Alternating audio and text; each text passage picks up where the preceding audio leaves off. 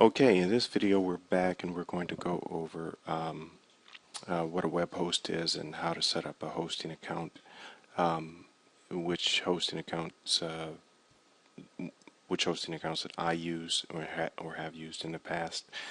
Generally, a hosting account, if you think about possibly like a post office box, or you think of a safety deposit box, a hosting account is basically where you store your website in cyberspace or in the World Wide Web. It is a place where you park your website and where you can manipulate your website, and it basically posts it up to for the whole world to see. So that's basically what a hosting account is.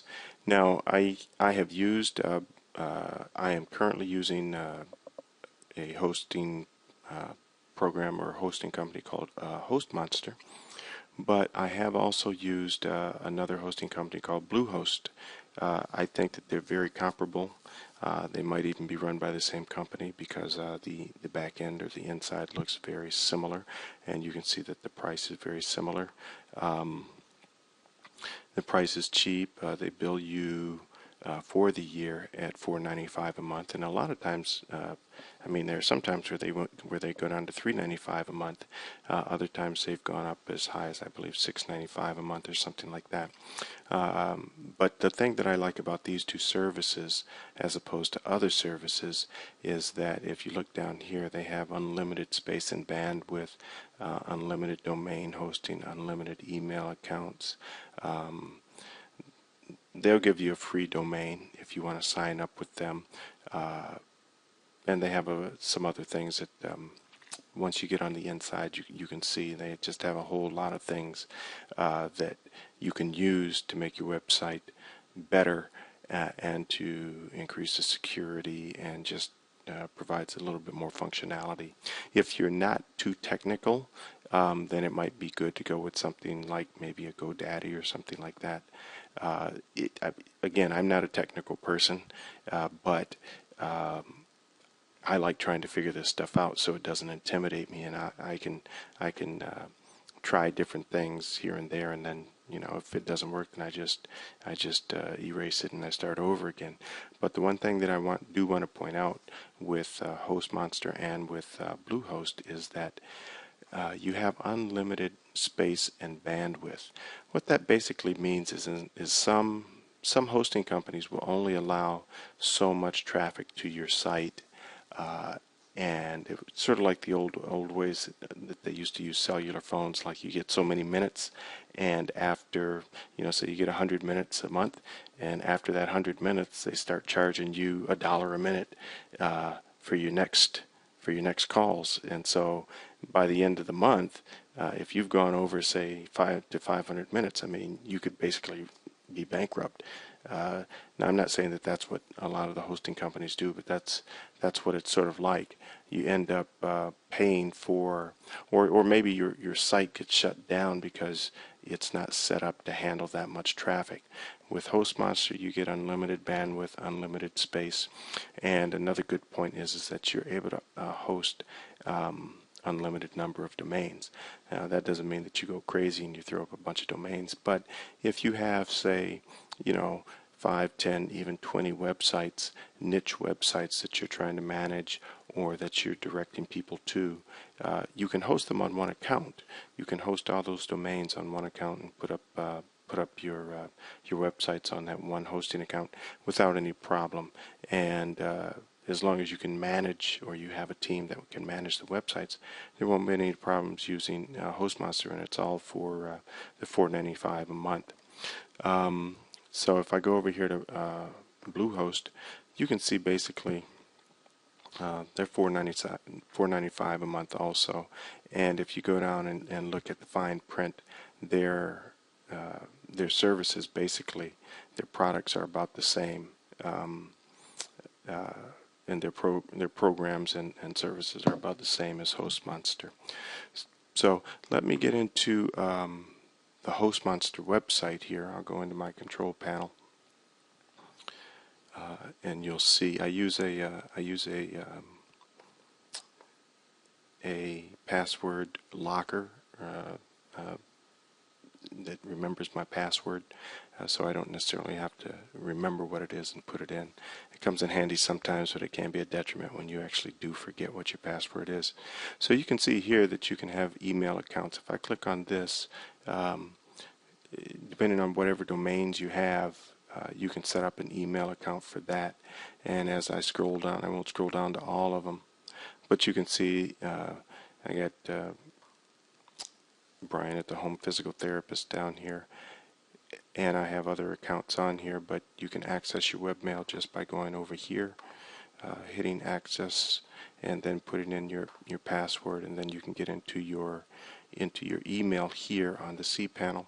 However, an easier way that what you might want to do is I use a Gmail account, and what I do is I forward all my email accounts from my websites to my Gmail account, and it's really very simple to do, and I'll do another video on that to show you how you can actually just forward your email from your website to your Gmail account. It may not be something, your Gmail account may not be something that you actually want to have on your website for people to get in contact with you. You may want to have an email set up at that domain, but rather than trying to manage 5 or 6 or 7 email accounts, it's kind of handy if you're actually able to redirect it so that it feeds into your Gmail account, and then you can set up an alias in your Gmail account. So if you're using johndoe@gmail.com, you can set up a Gmail account from johndoe@yourdomain.com, and so you can actually mail from your Gmail account, but it will look like an alias from your website. So that's comes in kind of handy. Another thing that we're going to get into as far as in the hosting is using something that's called Simple Scripts to set up a WordPress website in a matter of minutes, and I'll show you how to do that on this new domain that I got called the Fit Senior. You can go down here. Another handy place where you're going to be doing a lot of work or wanting to know your way around is in the File Manager. If you do have other domains on your hosting account, this is where you put in an add-on domain. So say you buy you purchase your name as a domain, johndoe.com or janedoe.com, and you want to get johndoesfamily.com, you can put it on the same hosting site. You just add an add-on domain, and eventually I can make a video and show you guys how to do that also. But there are a lot of different services down here that you can use. You have web statistics down here, website statistics to see how many visitors or see how much traffic. Another way of saying visitors is how much traffic you're getting to your website. I don't necessarily have to go down into, I'm not so much of a geek that I understand what all the database, MySQL and PHP, MyAdmin, and all that stuff is. But if you are a geek, there's a lot of different scripts and services, software services down here that can add a little bit more functionality to your website. And it's free of charge. You don't have to pay for any of these added things. And one of the things that they do have a web store up here. I think they use what's called the Mojo Marketplace. Is it in here? Maybe let's look under promotional. No, that's not it. At any rate, they do use the Mojo Marketplace, which is you can purchase things from there, such as website templates and things like that. But you don't have to.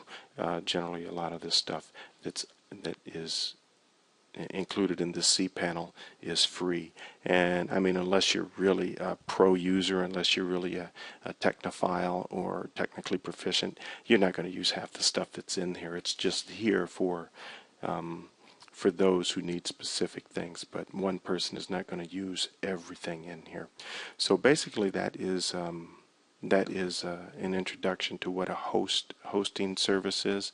You do want a hosting service. You can either buy it through your registrar, or you could buy it through a third-party service such as Hostmonster or Bluehost. Again, I'll have those links at the bottom of my blog page after this video. But what I've found is you can go through your registrar, you could go through GoDaddy, you could go through Namecheap and use their hosting services. But typically what I've found is that you get a little bit more bang for your buck when you use a third-party hosting service, and it doesn't cost as much, and you get a whole lot more services included in it. And so that's why I use a different hosting company. And so in another video, in the next video, what I'll do is I'll show you how to direct your domain name that you purchase, whether it's your own name or whether it's another name. I'll show you how to direct your domain name from a registrar to a hosting account. It's really fairly simple. I don't think you'll have any problem with it. And so I'll see you in the next video.